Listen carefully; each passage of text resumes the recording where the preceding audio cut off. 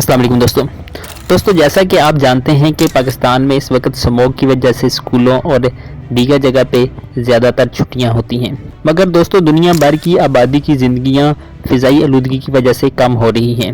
जैसा कि आप जानते हैं कि स्मोक की एक बड़ी वजह फ़िज़ाई आलूदगी है। दोस्तों फ़िज़ाई आलूदगी बिलखुसूस 2.5 PM की ज़रात दुनिया भर की आबादी को बीमार कर रही है और यूँ इनकी औसतन ज़िंदगी कम हो रही है। दोस्तों हाल ही में एक रिपोर्ट शाया हुई है। ये report air quality life index नामी इदारे और वेबसाइट ने पेश की है, जिसे एक भरपूर डाटा कहा जा सकता है।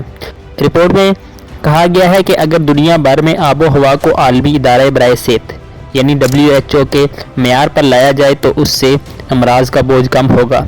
औसत ज़िंदगी 2.3 बरस बढ़ेगी, यानी मजमूई तौर पर दुनिया वालों की ज़िंदगी में 17 अरब बरस मज़ीद इजाफा हो सकेगा। तो इस रिपोर्ट में ज़ोर देकर कहा गया है कि आलूदा फैक्ट्रियों, गाड़ियों और ईंधन वगैरह के जलने से PM 2.5 नामी ज़रात भी खारिज होते हैं। ये फेफड़ों में सरायत कर जाते हैं, खून में शामिल हो जाते हैं और तरह तरह की बीमारियों की वजह बन रहे हैं।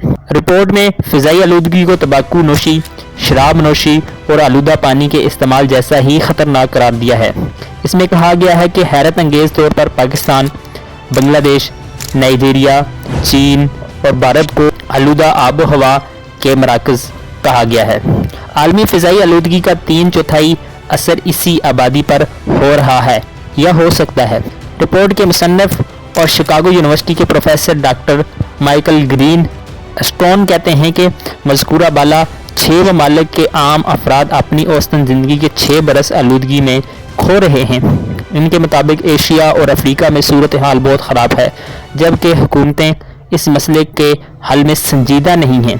इस ज़िम्मन में फौरी इक़दामात और सख्त पॉलिसियों की ज़रूरत है।